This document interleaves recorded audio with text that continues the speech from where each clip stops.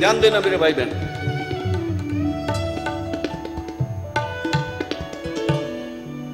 बुद्धि बहुत आवश्यक है। जीवन में बुद्धि हो, बुद्धि की आलोचना नहीं है, लेकिन बुद्धि सम्यक बुद्धि हो, जिसकी चर्चा भगवान कृष्ण गीता में कर रहे हैं। बुद्धि सम्यक हो। बुद्धि भी दो प्रकार की है, एक उग्र बुद्धि है, एक मंद बुद्धि। उग्र बुद्धि कैसी? जैसी भुषुंडी की बुद्धि उग्र है। उग्र बुद्धि उर्दंभ विशाल, दंभी है। ध्यान देना, व्यक्ति के जीवन में कहीं भी आंतरिक जीवन धर्म से जुड़ा हुआ नहीं है।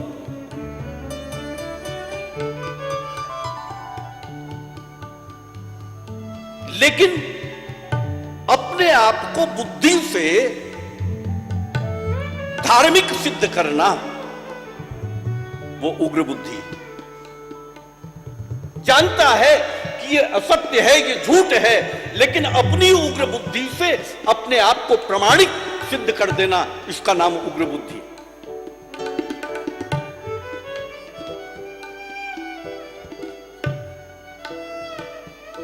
जीवन, आंतरिक जीवन धर्म से विपरीत है। हमसे दान होता नहीं है साहब कुछ।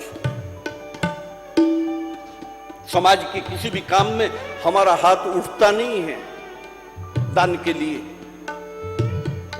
कुछ छूटता नहीं है हाथ से, लेकिन अपने आप को समाज में किसी ना किसी रूप में दानवीर सिद्ध कर देना, यह उग्र बुद्धि।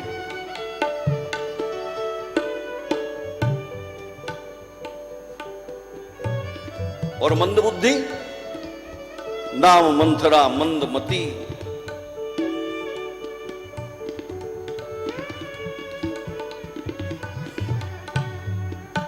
उग्र बुद्धि का एक लक्षण और है कि आप कहें कुछ भी, आप कोई भी दृष्टांत दें, आप कोई भी बात कहें, व्यक्ति, दंभी व्यक्ति उसका अर्थ अपने ढंग से निकालता है। आप कुछ भी कहें, उसका अर्थ जो होगा वो अपने हिसाब से निकालता है। मैं एक बार कथा कर रहा था, कलकत्ता में कथा थी।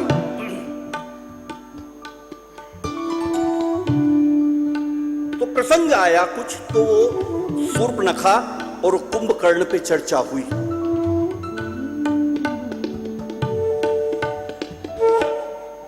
कथा विराम पाई। हम बाहर गए, गाड़ी में देखा तो गाड़ी में यजमान खुद बैठे थे ड्राइवर सीट पे।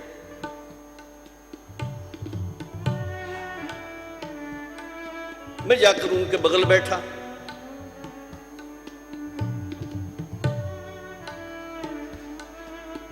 मैंने उनसे कहा कि चलो भैया,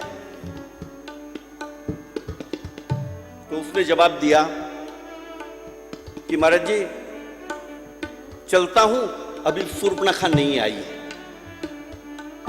उसकी पत्नी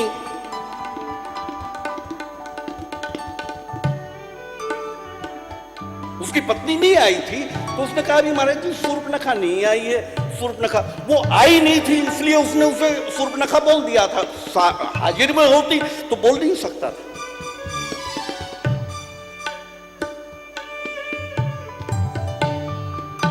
कुछ देर बाद वो भी आ गई और वो पीछे वाली सीट पर बैठी। गाड़ी चली, थोड़ी दूर चली तो पत्नी ने कहा कि भाई जी आज जो आप कुंभकर्ण पे बोले ना, वो सब इस पे लागू होता है।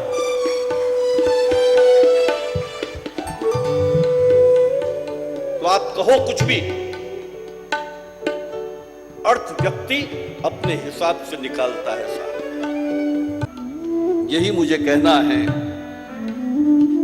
कि निंदा से दंभ तक की जो यात्रा है, इसमें साधक को सावधान रहना चाहिए साहब।